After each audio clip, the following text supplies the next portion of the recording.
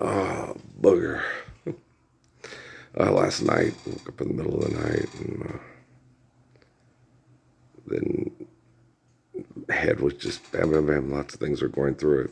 And had to try to go back to sleep to get plenty of rest, keep the body healthy and stuff. And it was interesting because there's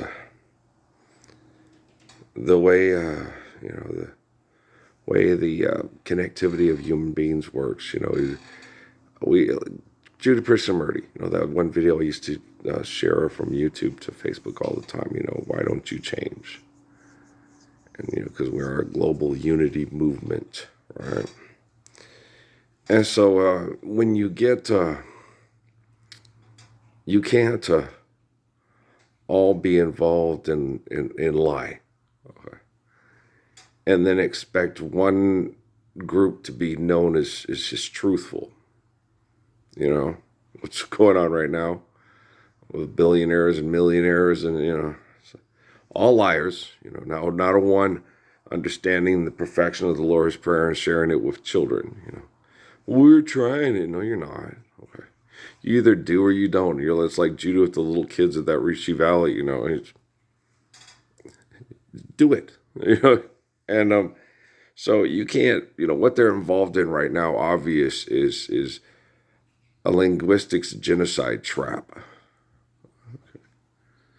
that has people trapped in hell since Barack Obama did the swearing in thing with the word God thing, praying around with that from 2020 to 22, January, and from January 13th on the 20th, the 21st, and the 22nd. Dad talked about it too. I didn't know what happened. I didn't know what happened to get to that point with those timetables and the amount of days and stuff. And I didn't know what was going on. So from the time I was posted on YouTube, till the time that Obama swore back into office and tried to admit using the word God. They were trying to use the word God for genocide and destroy the word God from public office. It's very bizarre. I couldn't imagine it because I was like, what are we doing here? You guys are doing linguistic wars. And you're pointing the technology at whoever's speaking and doing wrong.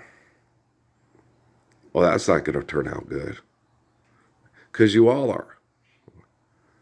It's who's the biggest liar? It's the splitter in the plank. It's pot in the kettle. It's sick. It's sick to do. You just do things right. You teach children to do things right, and then you don't murder each other. Like the girl with the elephants on PBS. Was it PBS or was it 60 Minutes? Or I don't recall. But she was sitting there. I hope that one day the elephants will be able to coexist with human beings. Just like, aren't you doing that right now?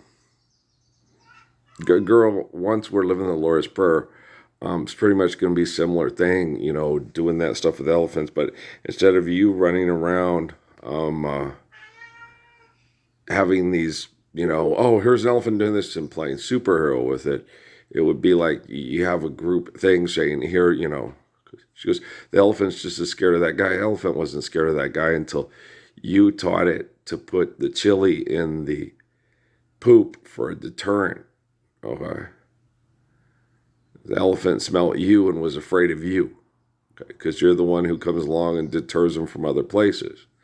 So you're now empowering him to find a way to scare it's like a bull. When you have a Brahma bull, that's what the guy was mad. Get your fucking elephant out of here. It's a bull, isn't it? That's, how bulls are?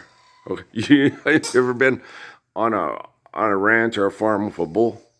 A bull, yeesh, yeah, you don't want to get in the pen. It's very difficult to deal with. It's a very difficult animal. Okay, to deal with a bull. And they can be, because they got balls and they're territorial and it's like a buffalo. And, but you have to deal with it. You got to swim with the sharks in the sea and crocodile in the river and all this stuff. And not all people deal with animals perfectly. Because not all people have the athleticism to survive aggressive animals perfectly. Okay.